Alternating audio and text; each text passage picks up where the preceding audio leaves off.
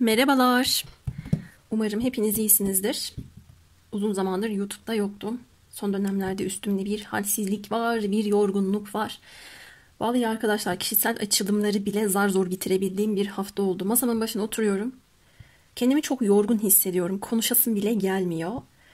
Böyle olunca YouTube'a da video çekemedim. Biraz aksattım. Pardon. Böyle sizi boşlamışım gibi gelmesin.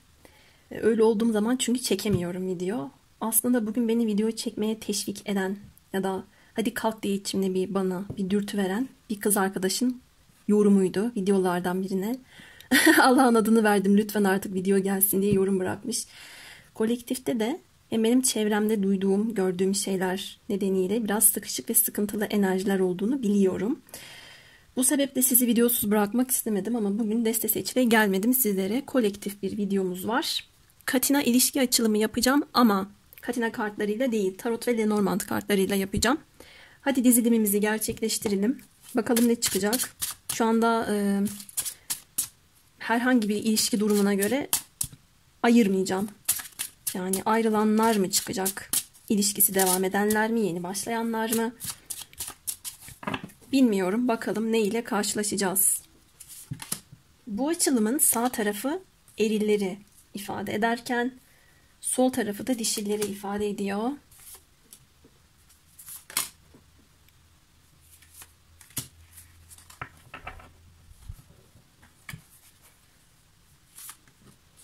Dişillerin erillere bakış açısına 2 tane tarot geldi.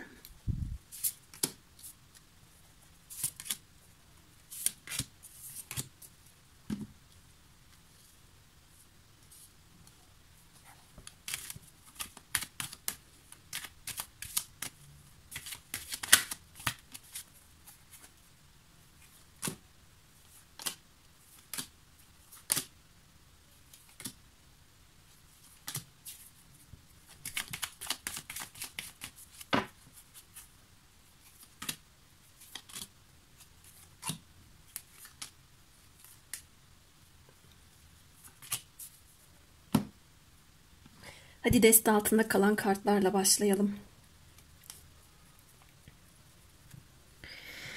Şimdi burada para kraliçesi gelmiş arkadaşlar. Normalde para kraliçesi güven verdikçe güven bekleyen, huzur, mutluluk verdikçe karşılığında bunu görmek isteyen ama mutluluk, güven verdikçe de kendisinin mutluluk duyduğunu gördüğümüz bir karttır. Güvene, fedakarlığa önem veren, becerikli, pratik bir yapıya sahiptir ama burada bekleyen kadın enerjisinde gelmemiş. Öyle resmedilmemiş. Daha çok bir iş kadını, kendi ayakları üstünde duran, rahat, konforuna düşkün, valizlerini, bavullarını da arkasındaki adama taşıtan şeklinde gelmiş. Deste altında kalan kart bana şunu söylüyor. Bulutlar kartının vermiş olduğu bir belirsizlik, bulanıklık, problem, kafa karışıklığı, iletişimle alakalı durumda etkilenen tarafın dişil taraf değil, eril taraf olduğu bilgisini bana veriyor. Dişil de iletişim bekliyor olabilir ama burada kendisinden emin olmaya çalışan eril. Bakın surat ifadesine bakın. Kadının ruh halini algılamaya çalışıyor. Ben bunu yapıyorum ama acaba o bunu yaptım diye ne düşünüyor? Ya da yapıyorum diye değil. Diyelim içimden geldi. Ama ondan bana yansıyan bir belirsizlik var. Ne durumda? Etkileniyor mu? Etkilenmiyor mu? Etkileyebildim mi? Bu kendi halindeki tavrı, havalı duruşu ya da kendi kendine yetinebiliyor oluşu bana böyle bir mesaj veriyor ama ben acaba ona nasıl bir mesaj veriyorum? Umrunda mı gibi soru işaretlerinin olduğunu algıladım deste altındaki kartlarla beraber. Bu kart bir para dokuzlusu gibi gelmiştir her zaman bana bu destede. Son derece rahat, kendi ayakları üstünde durabilen, tatillerine gidebilen, kucağında da bir yavru köpeği var. Bakımlı, sahip olduklarıyla yetinen ve mutluluk duyabilen bir halde resmedilmiş, öyle yansıtılmış. Şu arkadaki spot ışıkları dikkatimi çekti. Otelin koridorundaki. Kadının tarafında daha fazla yansıyan ışıklar var. Eril'in tarafındakiler daha gölgeli gibi. O da şu bulutlar kartını temsil ediyor. Evet, başlayalım açılımımıza. Aranızdaki mevcut durum nedir?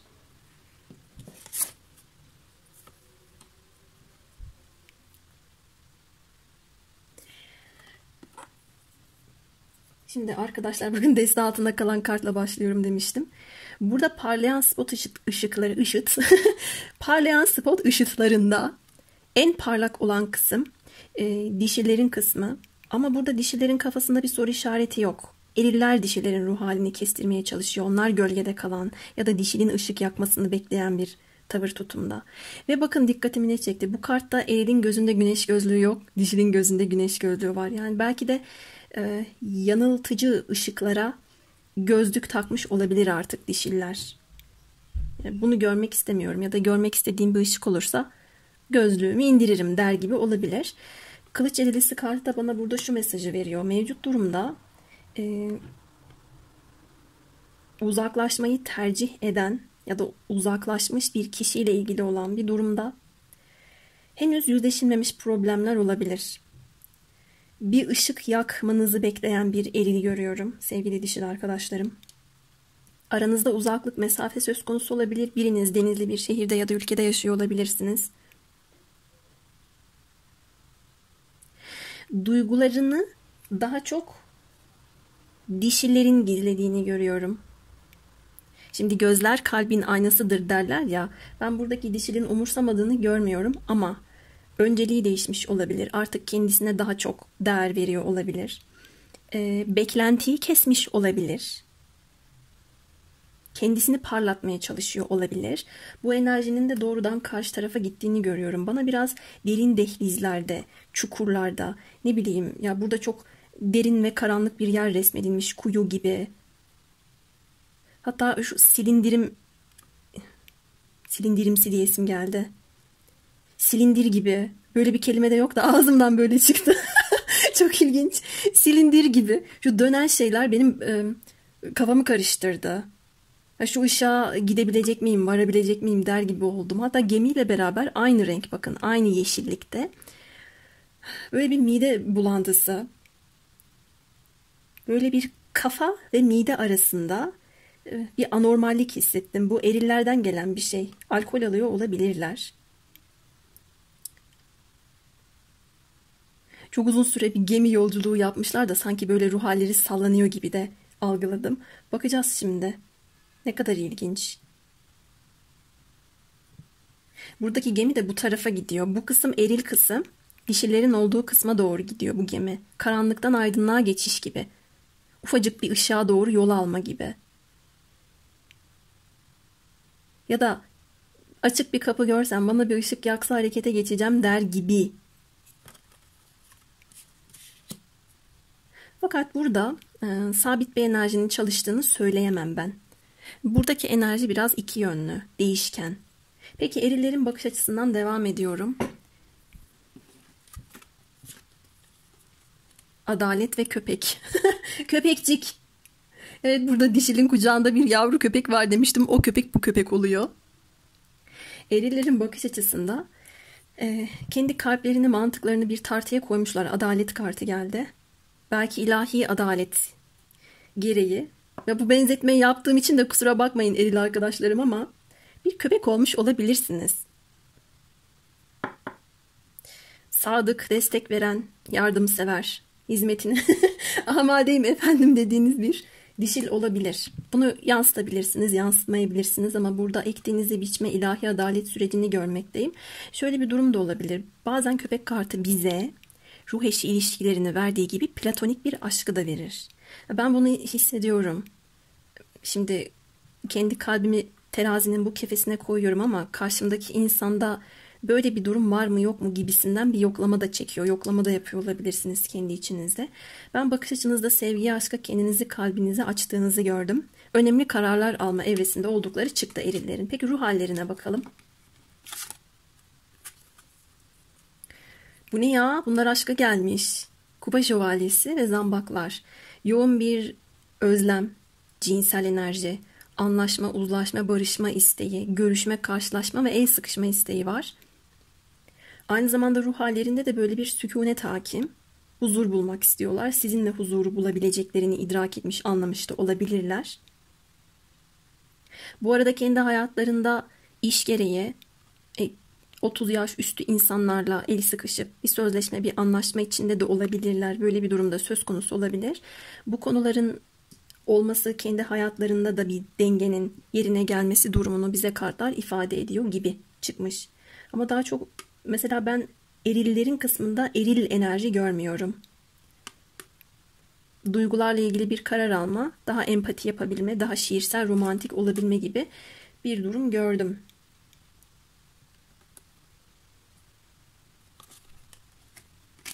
İyi. Peki sizinle ilgili düşünce duygularından devam edelim. Evet, gizli saklı bir hayranlıkları var. Çoğu duygularını yansıtmamışlar. Bakın burada tutkularını, arzularını da düşünen bir eril resmedilmiş. Bir bara gitmiş, alkol alıyor, düşünüyor. Arka planda gizli saklı çapkınlıklar da yapıyor olabilir ama sizi düşündüğünü görüyorum. Erillerin. Aynı zamanda aranızda iyileştirilmesi gereken şeylerle ilgili durumları da düşünüyor. Bir takım sırlar var. Bunlar açığa çıkmış ya da çıkacak olabilir. Eğer çıktıysa ben bunu hak ettim. İlahi adalet gereği olması gereken şey buydu. Şimdi ondan bir yeşil ışık bekliyorum. Ya da ne bileyim ağzımdan yeşil çıktı. Aslında beyaz ışık ama yeşil. Kalp çakrası olabilir. Sizin duygularınız hala onda mı değil mi? Buna bakmaya çalışıyor olabilirler.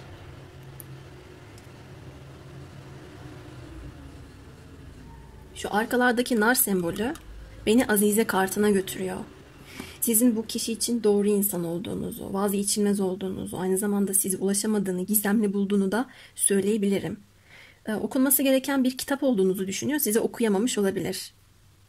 O kitabı okuyacak kapasite bende nerede diyebilir mesela. Böyle bir şey de hissettim. Ya da okuduğumu zannettim diyebilir. Ben o kitabı nasıl okuyacağım ki diye düşünebilir. Benim o kitabı okumam lazım. Ne yapıp ne edip onu çözmem lazım, onu keşfetmem lazım diyebilir. Ama bunu çok seksüel bir enerjiyle düşündüğünü görüyorum baktığımda. Peki hayatında neler var? Evet, iş konusuyla ilgili çok fazla dolambaçlı yollara girmiş olabilir veya başka insanlar onu böyle yollara sokmuş olabilir. Yoğun engellerle uğraştığını görüyorum. Aynı zamanda ona hayatında iyi gelmeyen kişi ya da kişilerin varlığını da görüyorum. Şimdi arkadaşlar burada iş konusunda hasat yapan bir adam resmedilmiş. Hasadını yapmış, omuzundaki torbaya doldurmuş buradaki otları, samanları. Ama işte bu otların arasında gezinen bir yılan var. Fark etmiyor olabilir. Bakın havalara bakıyor. Elinde de bu çantasına koyduğu şeyleri döküp saçıyor. Kendi nimetlerinden hayatında faydalanmaya çalışan, faydalanmış olan, hatta ihanet eden birileri olabilir hayatında. Öteki eliyle de bu torbaya sıkıca sarılmış zaten, korunaklı bir bölgede olduğunu düşünüp tutuyor. Ama doğru yere bakmadığını görüyorum. Havalara bakıyor yani. Ve hayatına zarar veren bir kadın da olabilir.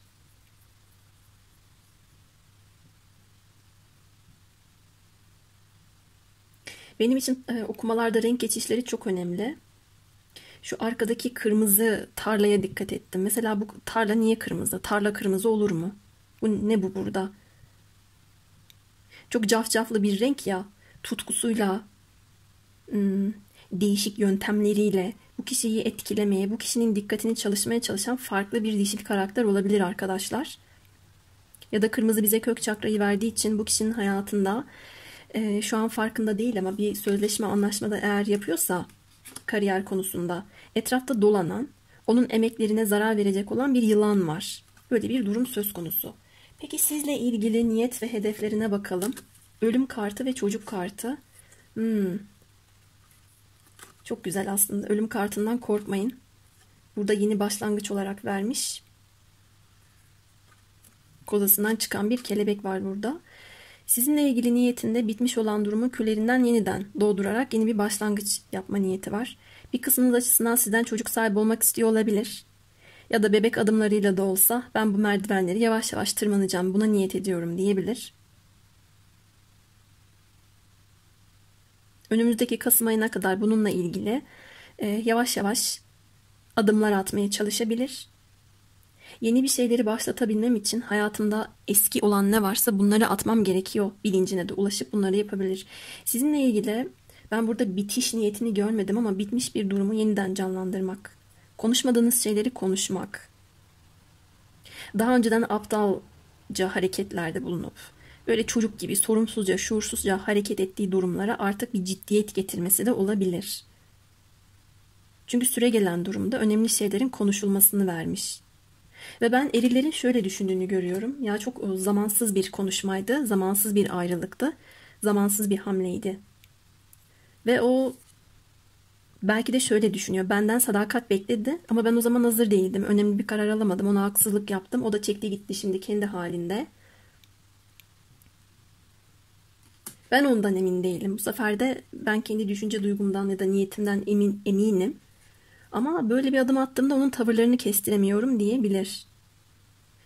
Şu yılana bir kart açacağım ya. Hiç çok gıcık oldum.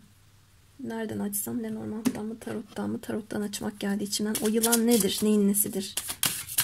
Aha düştü. Sizin birleşmenizi, bir olmanızı, tamamlanmanızı engelleyen öyle yapbozun son bir parçası kalmış aranızda. Bu kişiyle belki de yani her şey olabilir. Dünya kartı gelmiş. Dünya evine girmeniz, bir döngüyü tamamlamanız, başarılı bir biçimde derslerinizi alarak bir sayfayı kapatmanız. Tüm bunları engelleyen bir kişi, bir durum gözüküyor. Doğrudan bu kişi de olabilir. Şimdi düşen kart aslında bize doğrudan bir kişiden bahsetmez. Ama burada bakın bir el var. Yapbozu tamamlayacak. Son hamleyi, son puzzle parçasını koyuyor. Yapıyor bunu. Bu kişinin hayatında sizle beraber inşa edip o el birliğiyle o dünyayı tutup tamamlayacak bir noktada işte bunu yapmayan, daha farklı şeyler yapan ya da yapmış gibi gösteren ama bu parçayı değil gidip de bambaşka bir parçayı koyan birisi olabilir. Yaptım deyip, ya iyilik yaptım diye gösterip kötülük yapıyor olabilir. Veya bu bir insan olmasa da partnerinizin hayatındaki üçüncü bir etken, sorun, başka bir durum. Dolayısıyla bu tamamlanmanızı geciktiren bir konu olarak geliyor ama sizin partneriniz biraz aklı havada, başka yerlere bakıyor. Buraya bakmıyor. Arkana bak, arkana yılan geliyor. Bakın havaya bakıyor yani. Hayatında temizlemesi gereken şey yerine belki de hep aynı noktaya bakıyor da diyebilirim. Umarım başarılı olabilir. Sonuç kısmı bize gösterecek. Şimdi sizin bakış açınızdan devam ediyorum. Sizin bakış açınız nasıl dişli arkadaşlarım? Burada bir kaza olmuş. Kalpler kırılmış. Ayrılıklar söz konusu olmuş. Size doğru gelmeyen, sizin içinize sinmeyen, kendinizi güvenilir, güvenli bir ortamda hissetmediğiniz bir yerden ayrıldığınızı görüyorum. Uçak gelmiş. Bakın ne kadar ilginç. Ayrılık, uzaklaşma ya da hava yoluyla alakalı bir durum olabilir ve bir anahtar durumu var. Aziz kartında da burada resmedilmemiş ama klasik tarotta bir anahtar vardır ya. Sizin bu kişiyle ilgili bakış açınızda çok yönlülük gördüm.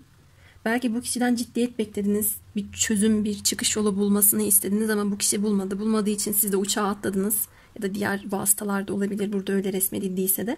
Uçağa atladınız, gittiniz arkadaşlar.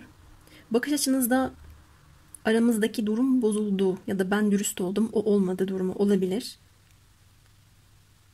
Kendinizce bir şeyi çözdüğünüzü ya da önemli bir konuya parmak bastığınızı düşünüyor olabilirsiniz.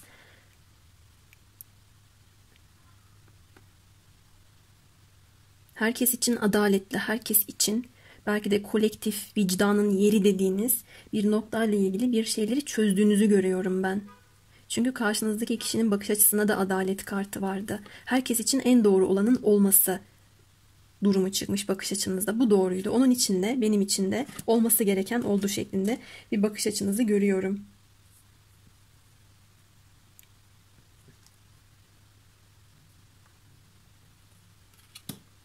Ve şöyle bir tema da var. Buradaki kitap kapalı ya arkadaşlar. Hani sizi merak ediyordu. O kitabı çözmem, okumam lazım diyordu. Eski hatıra defterleri aklınıza gelsin. Sanki şunun şurasında bir kilit var. Siz bu kişiye şu an kapalı kutusunuz. Anahtarı da sizde. Anahtarı da alıp götürmüş olabilirsiniz yanınızda. Ya da kendi doğrularınıza, kendi değer yargılarınıza uymadığı için bu mevzuyu bu kişiyle zamanında konuşamamış ya da çözememiş olabilirsiniz ama kendi içinizde ben bir belirsizlik algılamıyorum. Bakın yoruma ilk başladığımda kapatmış, şey yapmışım şurayı seçerken değişmiş o kart ama demiştim ki size bu kafa karışıklığı, bu bulanıklık dişillerden gelmiyor, erillerden geliyor demiştim. Şu an onlar sizi çözemiyor, onlar size ulaşamıyor. Dişillerin ruh hali neymiş bakalım? Çok net. Kılıç birlisi ve yüzük. Çok net.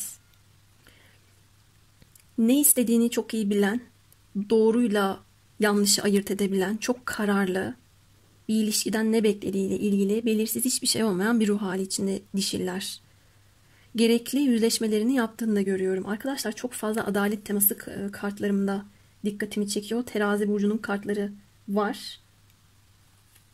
Önümüzdeki Ekim ayına kadar bu enerji devam edecek olabilir. Dişilerin ruh halinde ilişkide tutarlılık, güven, sadakat, sevgi, saygı, bunların çok önemli olduğunu görüyorum. İletişime çok önem veren dişiler görüyorum. İletişim kurup bazı şeyleri netleştirmiş olabilirsiniz. Netleştirdiğiniz durumlar sizin ruh halinize sizi boğmuyor.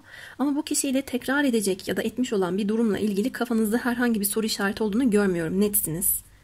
Adalet temasının işlediğini de görüyorum. Ve bu kişiyle ilgili çok önemli bir karar alırsanız eğer bu ondan size gelecek olan belki bir yüzük olabilir. Kararım kesin ve net, bu olmadan olmaz diyebilirsiniz. Ne düşünüyorsunuz, ne hissediyorsunuz bakalım. Şimdi ben burada bir iletişimsizliğin getirdiği bir mutsuzluğu yaşadığınızı görüyorum. Ama bu durumdan çıkmışsınız. Artık kendi değerinizi daha iyi bilen bir noktada olduğunuz çıkmış. Bu bana geçmiş enerjiyi yansıtıyor gibi geldi. Ben sokakların ortasında sanki ağladım. Yağmurun altında ıslandım. Gözyaşı döktüm. Gözyaşlarım yağmurlara karıştı. Ay, şarkı sözü gibi oldu, şiir gibi oldu. Yürüdüm geçtim, çok yalnız kaldım, iletişimsiz kaldım. O boğulduğum, sıkıldığım, daraldığım dönemler bitti diye olabilirsiniz. Artık kadere, hayata, akışa teslim olup burada parıl parıl parladığınız bir durum çıkmış. Şimdi kadersel bir süreçten geçtiğinizi de hissettiğinizi gördüm ben bir yandan. Ben burada ayrılanlar, ayrılmak üzere olanlar, iletişim problemi yaşayanlarla ilgili bir durumu yorumluyorum. Buradaki dişil uzaklaşmış, uzaklaşırken kalbi çok kırılmış. Belki üçüncü bir kişi durumunun olduğunu düşünüp hayal kırıklığına uğrayarak kapana kısılmış ya da çaresizlik duygusunda hissederek kendi kaderinde kendi yoluna gitmiş ama şu anda net olmayan bir durum yok dişillere göre. Şu anda bu kısımda sizle ilgili önemli karar almaya çalıştığını görüyorum erillerin. Peki dişilerin hayatında neler var neler yok bakalım. Azize kartı ve kara kara düşünen bir adam. Şuradaki nar figürleri bana Azize'yi çağrıştırıyor demiştim ya. Evet arkadaşlar bakın bu adam elleri cebinde, ben ne halt yedim, ben şimdi ne yapacağım, ne yapsam ona ulaşabilirim, ulaşamıyorum ki, ona da çok ulaşmak istiyorum, merak ediyorum onu deli gibi. O benim için doğru insandı ve ben ona yanlış yaptım dediği çıkmış. Siz hayatınızda bir bekleyiştesiniz. Herhangi bir hareketlilik, herhangi bir hız, aksiyon yok. Ama çok üzüldüğünüzü, kendinizi yiyip bitirdiğinizi de görmüyorum. Bir burukluk hissettim. Bir hüzün. Olan ya da olmayan iletişimle ilgili aklınıza geldiğinde, gece vakitlerinde özellikle de dışarıda yağmurda ıslanmış bir kedi gibi kendinizi hissettiğinizi görüyorum. Ama bu kişi de bunu sanki hak etmiş. Çünkü adalet kartımız burada. Bir ektiğini biçme teması çıkıyor. Bu arada arkadaşlar şu anda eril kişi sizle ilgili olan durumda duygularının karşılıklı olduğunu düşünmüyor. Peki hedef ve niyetinize bakalım. Para dokuzlusu ve bahçeler kartı. Bakın yoruma başlarken deste altındaki kartta tılsım kraliçesini her zaman bu destede para dokuzlusuna benzettiğimi söylemiştim. Bakın burada o başarı merdivenlerini tırmanmışsınız. Burada bir para sembolizması var. Onun üstünde başardığım her şeye ulaştım der gibi bir zaferinizi kutladığınız çıkmış. Kendi halinizde olmanız, işinize gücünüze odaklanmanız, sosyalleşmeniz, topluluklara katılmanız gibi bir hedef görüyorum. Hedef ve niyetinizde. Kendinize odaklandığınız çıkmış yani. Dişili arkadaşlarım. Peki son kısma geliyorum artık. Son kısımda sonuç bakalım ne olacak bu açılımda. Evet. Eril kişilere bağlı. Önemli bir dönüm noktasında olduğunuz gözüküyor. Ya tamam ya devam. Burada eril kişiler adım atarlarsa ben bir yola baş koydum. Her şeyi hazırladım. Kararlıyım. Ne istediğimi bilen bir biçimde eğer adım atarsam, dişille uzlaşmak istediğimi söylersem bunun tüm sorumluluğunu alıp yola çıkacağım diyeceğini gördüm ve yine bir terazi burcunun kartı gelmiş. Güneş terazi burcundayken Eğer bu kişiyle yaşadığınız bir durum varsa o zaman Anya konuya belli olacak diyebilirim. Herkes ektiğini biçecek diyebilirim. Önemli kararlar o zaman tekrardan alınacak. Bu konu tekrar masaya yatırılacak diyebilirim. Belki geçtiğimiz ilkbahar, yaz dönemlerinde belli belirsiz kalan bir durum, konuştuğunuz zaman berbat geçen bir konuşma, konuşamadığınız yarım yamalak, eksik kalmış durumlar tekrar gün yüzüne çıkacak ve burada bir yol ayrımına gidilecek olarak görüyorum arkadaşlar. Ama burada adımlar eril kişiden geliyor, sizden değil. Evet, kolektif açılımımız bu şekildeydi. Bugün sizlerle beraber bu şekilde yorum yapmak için YouTube'a geldim. Umarım memnun kalmışsınızdır. Bu açılımda burçlardan da bahsedeyim. Aslında her burç var ama baskın olarak bir terazi burcu temamız var. Ama ben onu Ekim ayı olarak yorumladım. Toprak grupları baskın. Boğa özellikle ve Oğlak. Başak da var şurada. Ateş burçları. Koç, Aslan, Yay. Bir Kova burcumuz gelmiş. Hatta 2 tane. Yengeç burcumuz burada. Akrep burcumuz burada arkadaşlar. Havalar çok az geldiği için ikizler diyorum. Ama bu demek değil ki ikizler arkadaşlara uymayacak. Genel anlamda baskın burçları bunlar olarak gördüm. Evet. Sonraki videolarda görüşmek üzere. Kendinize çok çok iyi bakın. Özel açılımlar için Instagram'ımı lütfen takip edin. Oradan ayarlıyorum. @liltarotyum Instagram hesabım. Buradaki profil fotoğrafımın aynısı. Seansları kapalı gördüğünüzde bu demek oluyor ki o esnada randevu vermiyorum arkadaşlar. Bilginiz olsun. Hepinize sevgiler.